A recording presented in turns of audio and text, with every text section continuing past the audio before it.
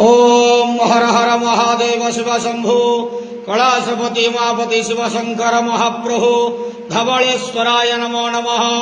दीपं दधि परं ब्रह्म दीपं दधि जनार्दनः दीपाहरत मे पापो पूजा दीप नमस्तुते। धवलेश्वर महाप्रभु संसार सुखी रखंतु।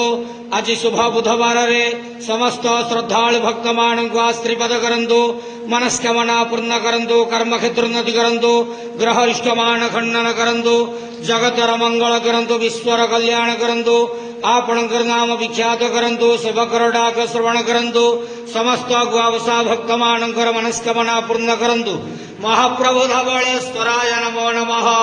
संसार सुखी रखंतु, आनंद घेवार हरि बोलो। आज शुभ बुधवार रे समस्त श्रद्धालु भक्त मान को आशीर्वाद करंतु, आनंद घेवार हरि बोलो। बाबा धवलेश्वराय नमो नमः।